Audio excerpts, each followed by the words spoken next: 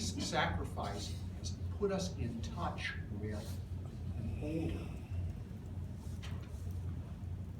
order of things, a sort of higher, purer order of things.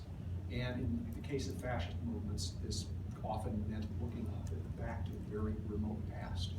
For Italian fascism, the idea is we Italians have been divided, quarreling, incapable of resolving our differences, and then this glorious war came along, this moment of sacrifice, and in this moment, our ancient Roman ancestors were reborn, and we relived this sort of history of the stern ancient Romans. You get people reviving the Roman salute. It's originally a Roman salute. In Germany, you have the idea that our government before the war, our society before the war was decadent. It was given over to all this sort of petty parliamentary quarreling and sort of divisions between social classes and divisions between religions. And what the war did is it allowed us to put aside these differences and to channel the ancient purity of, well, the medieval German Empire, or even further back, the ancient Germans in the forests when they lived pure, idealized life. And so you're recovering this sort of ancient history and bringing it into the present. And so this is a theme in fascist movements. The best known are the Italian and German ones. They're the ones that actually took power, but there were also significant fascist movements in a lot of other countries that didn't quite take power, but in France, in Romania, in Hungary, in Finland, a lot of other countries, there were also significant fascist movements. And a theme there then is, well, we have made this glorious sacrifice that unified us as a nation. We've got this tremendous surge of national unity. We have, for a few years there, won back this sort of ancient, glorious, self-sacrificing spirit that we once had, way back when. And we can't just go back to living a civilian life and making money and sort of worrying about where our paycheck is coming from. We've made the sacrifice. Now it's time to have a government which is willing to take this sense of unity, willing to take this sense of asabiya, and do something really serious with it.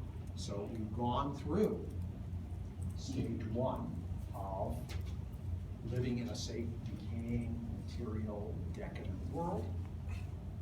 There's this sacred, transcendent order of our ancient ancestors, the ancient Romans, the ancient Germans.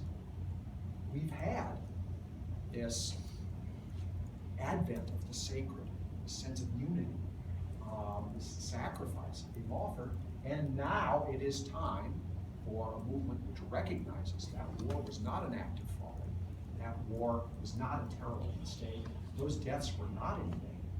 We want a movement here that will use that sense of unity, use this kind of sacrifice, and motivate national unity and motivate national expansion.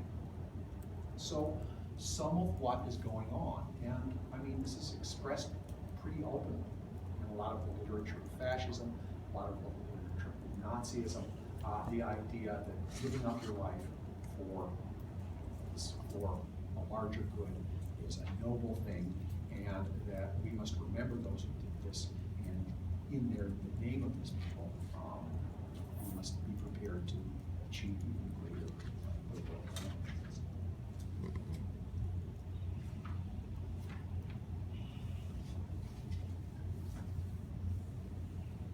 So fascist governments not only seizing power, but making a huge effort to revitalize, remake their societies.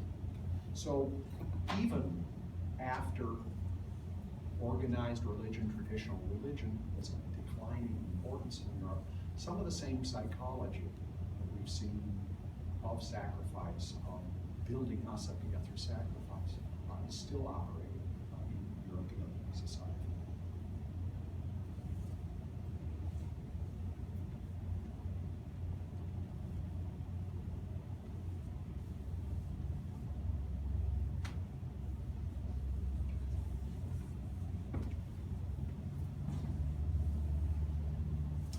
me then just wrap things up. So we started off in this course way back in the beginning, if you remember, not just giving you some interesting anecdotes about animal aggression, but actually trying to understand why we see aggression, violence among non-human animals. And we saw that aggression doesn't necessarily have to be good for the species, nor is aggression, violence necessarily just some kind of mistake. It's like, you know, you've got brain damage or something, so you go crazy and start killing other individuals. Aggression, violence can be good for individuals. At the same time, it can be bad for the species as a whole. And we saw a very simple model. You'll remember our hawks and doves wandering around in the woods, stumbling across little morsels of food, and either settling their differences peacefully or fighting over them. And we saw how in this very simple world of just two types that hawks could get to a significant frequency, and you could produce a society in which people are behaving in an antisocial, destructive fashion because, well, sometimes that leads you to more offspring. Not because it's good for the species, but because it gets your genes rather than that other guy's genes into the next generation. And much of the animal world is trapped at this level of just, there's violence, there's aggression, it's bad for the species as a whole, but good for the individuals doing it, and that's as far as you get. However, we moved on to see, I mean, it's important to understand the basic evolutionary point here, but we moved on to see ways in which human beings are a very unusual species.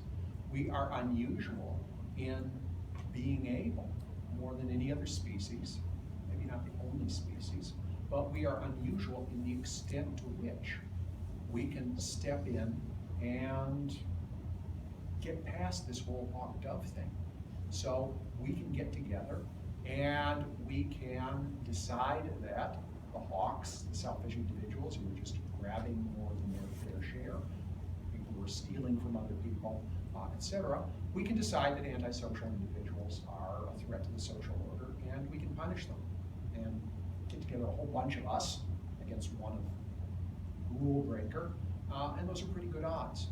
And so human beings are unusual in the extent to which we can have moral rules and we can enforce those moral rules. So we've moved a significant way away from just this simple, tragic hawk-dove game into a more complicated kind of existence.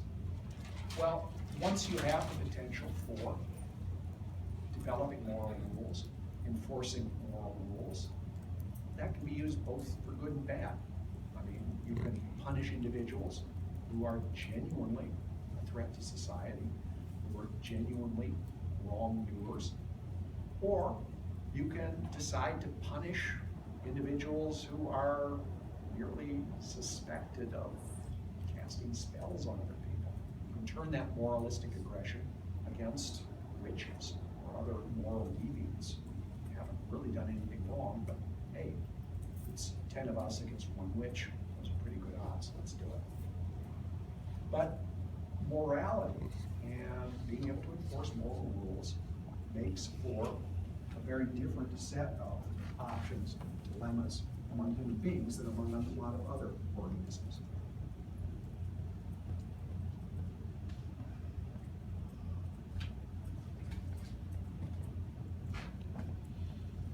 Finishing up talking about the Second World War, there's a book that came out several years ago by historian Richard Overy with the title Why the Allies Won.